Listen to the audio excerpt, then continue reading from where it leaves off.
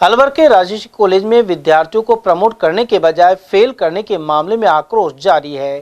छात्र नेता अंकित गुर्जर और अभिषेक जायसवाल के अनुसार मामले का हल नहीं होने तक उन्होंने नंगे पैर रहने का संकल्प लिया है। साथ ही 3 दिन में मांग पूरी नहीं हुई तो भूख हड़ताल की जाएगी।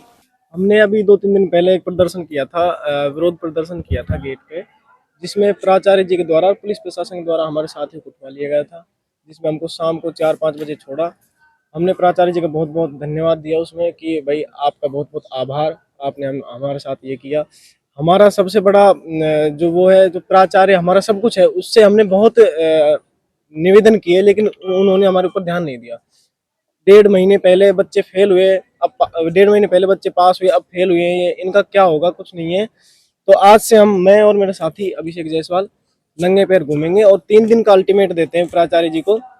अगर 3 दिन में ये हमारे ध्यान नहीं देते हमारे ऊपर, तो हम भूख हड़ताल पे उतरेंगे। उधर प्राचार्य गोपीचंद पालीवाल के अनुसार नई शिक्षा नीति के अनुसार यह कार्य उनके हाथ में नहीं है, वहीं बच्चों को समझाने की कोशिश की जा रही है। मेरे पास इस तरह की अभी तक कोई खबर नहीं है, ना मुझे ये जो 2 छात्र आप बता रहे हैं कि जो नंगे पांव घूमेंगे या भूख हड़ताल करेंगे, अभी तक हमारे पास इस तरह की कोई उनसे सूचना प्राप्त नहीं हुई है। अगर इस तरह का कोई मामला हमारे संज्ञान में आता है तो हम उन बच्चों से बुला के बात करेंगे। जो भी न्यू एजुकेशन पॉलिसी है उसके अकॉर्डिंग सारी प्रक्रिया चल रही है, तो हम उनको समझाने का प्रयास करेंगे कि अनावश्यक इस तरह की कोई गतिविधि ना करें, क्योंकि हमारे महाविद्यालय में अभी 18-19 तारीख को नेक का भी कार्यक्रम होना है, नेक विजिट होना है, तो हम लोग सभी उसमें बिजी चल रहे हैं। उसके बहुत जोर शोर से तैयारी चल रही है। आप स्वयं भी देख रहे हैं पूरे महाविद्यालय में रेनोवेशन, रंग पेंट का, साफ सफाई का, जो भी हम नेक के हिसाब से करते हैं वो कार्य चल रहा है। तो ये 2-3 विद्यार्थी हैं जो इस तरह की गड़बड़ कर सकते हैं, तो हम उनको बुला के उनसे बातचीत करेंगे, जो भी यथासंभव होगा उनका समाधान करेंगे।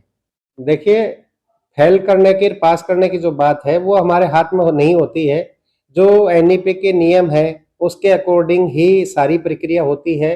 अभी कुछ बच्चों में संशय है कि एनईपी से पहले कुल मिला के 36 नंबर में विद्यार्थी पास हो जाता था, और वो तीनों टर्म टेस्ट, प्रैक्टिकल और एंड सेमेस्टर में 36 नंबर आने पर वो पास हो जाता था। एनईपी में अब ये इस तरह का प्रावधान कर दिया कि टर्म टेस्ट में अलग पास होना पड़ेगा, प्रैक्टिकल में अलग पास होना पड़ेगा, सेमेस्टर एंड में अलग पास होना पड़ेगा, और उसके नंबर भी 36 की जगह 40 कर दिया।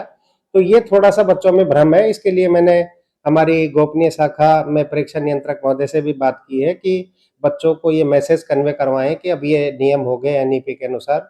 हमारे स्टाफ को भी हमने निर्देशित किया है कि वो जब अपनी कक्षाओं में जाएं तो बच्चों को इस तरह के नियम बताएं कि अब एग्जाम पैटर्न बदल गया है, एनईपी के अनुसार एग्जाम होगा। हम इस तरह से बच्चों को कन्वे करने का भी काम कर रहे हैं।